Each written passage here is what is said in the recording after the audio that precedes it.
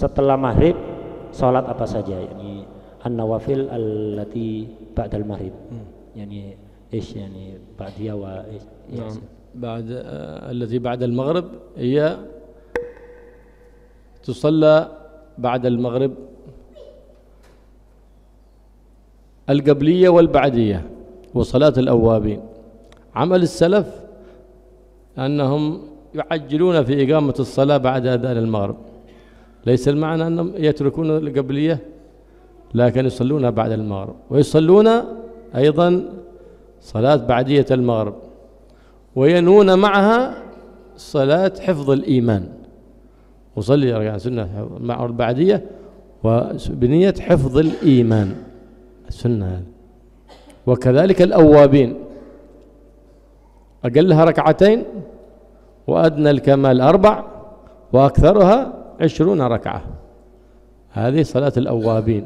نعم كذلك في كل ليلة هذه صلاة الأوابين بين المغرب والعشاء. نعم هل يندرج السؤال هل يندرج الأوابين تندرج مع القبلية أو البعدية؟ خلاف عند الشيخ بن حجر لا تندرج، وقال الإمام الرملي أنها تندرج، فلا بأس أن تقلد الإمام الرملي يقول صلي ركعتين سنة بعدية المغرب وسنة الأوابين، على قول الإمام الرملي تندرج فيها، عند الشيخ بن حجر لا ما تندرج.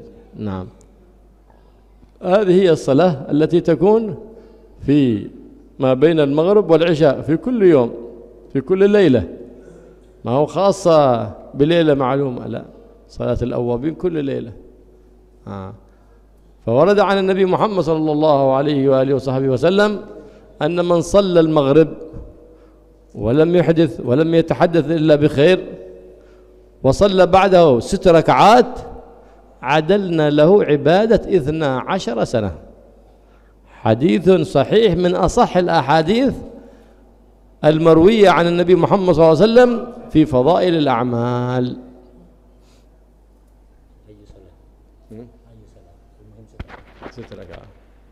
الأفضل أن يجعلها بعدية و4 من الأوابين أو نحو ذلك، أو ينوي قبلية وبعدية ينوي درجها مع الأوابين ثم ينوي ركعتين الأوابين وهكذا.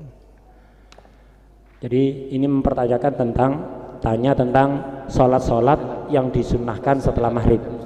Beliau menjawab, sholat-sholat yang disunnahkan setelah sholat maghrib adalah sholat qobliyah maghrib, ba'diyah maghrib, sholat hifdzul iman, dan sholat awabin. Sholat qobliyah maghrib ini amalnya salaf dari para habaib, salaf dari kalangan para habaib ini melakukan sholat qobliyah maghrib setelah sholat maghribnya. Bukan mereka tidak melakukan sholat qobliyah. Salaf itu karena waktu maghrib itu singkat, maka begitu masuk waktu maghrib segera sholat maghrib.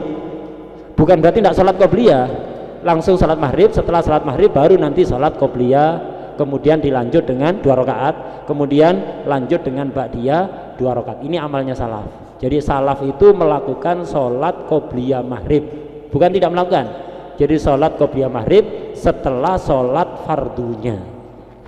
Jadi 2 rakaat qobliyah maghrib, kemudian 2 rakaat ba'diyah maghrib, dan sholat hifdzul iman. Sholat niat hifdzul iman, menjaga iman, ini bisa digandeng dengan sholat qobliyahnya. Jadi ketika sholat qobliyah, niat qobliyah maghrib dan hifdzul iman bisa, atau dengan ba'diyah maghrib, digandeng dengan ba'diyah maghrib, niat sholat ba'diyah maghrib dan hifdzul iman ini. Kemudian juga yang dianjurkan adalah sholat awabin. Sholat awabin ini minimalnya 2 rakaat, minimal sempurna 4 rakaat, paling sempurna 20 rakaat setiap malam, bukan kadang-kadang, sunat setiap malam 2 rakaat. Lah sholat awabin ini apa bisa niatnya digandeng dengan qobliyah, niatnya digandeng dengan ba'diyah? Apa boleh? Menurut Imam Romli boleh. Kalau menurut Imam Ibnu Hajar tidak boleh. Maka terserah Anda mau niat qobliyah maghrib plus niat awabin boleh. Ba'diyah diniati ba'diyah maghrib, diniati hifdzul iman, diniati awabin boleh menurut Imam Romli.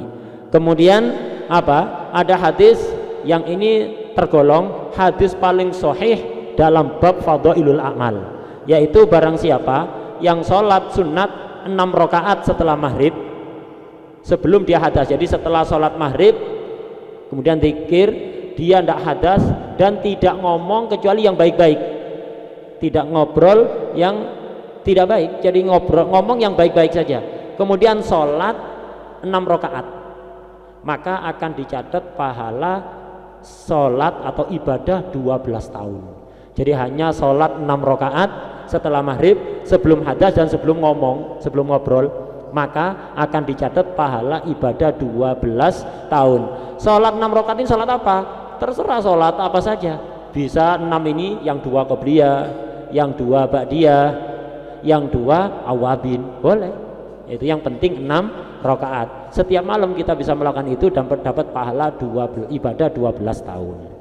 الصلاة سنة القبلية ما تفوت بصلاة الفرض، يدخل وقت القبلية بدخول وقت الفرض ولا يخرج بفعل الفرض، بل يخرج بخروج وقت الفرض.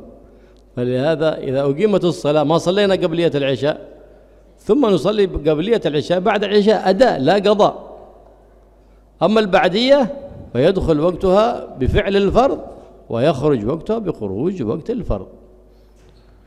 Salat qobliyah itu masuknya disunahkan mulai kapan? Ketika sudah masuk waktu sholat fardunya. Misal sholat qobliyah isya, ya begitu masuk waktu isya kita sudah diperbolehkan sholat qobliyah, sunnah untuk sholat qobliyah. Tapi kalau kita misalnya setelah adzan langsung qomat, ya enggak usah sholat qobliyah, langsung sholat isya. Setelah sholat isya lakukan qobliyah. Qobliyah itu masuk waktunya bersamaan dengan masuknya sholat fardu, keluarnya nanti setelah habisnya waktu sholat fardu. Jadi kalau sebelum sholat isya kita nggak sempat qobliyah, lakukan setelah isya, tetap ada, bukan qadha. Itu tetap boleh. Jadi sholat qobliyah itu bisa diakhirkan setelah sholat fardunya. Tapi kalau ba'diyah beda, tidak boleh dimajukan. Ba'diyah itu hanya boleh dilakukan kalau kita sudah melakukan sholat fardunya. Misalnya ba'diyah isya, belum sholat isya mau sholat ba'diyah, nggak bisa. Sholat isya dulu baru ba'diyah, keluarnya nanti setelah habisnya waktu sholat isya. Dimajukan sebelum sholat isyanya nggak boleh. Kalau qobliyah diakhirkan boleh dan tetap ada, bukan qadha.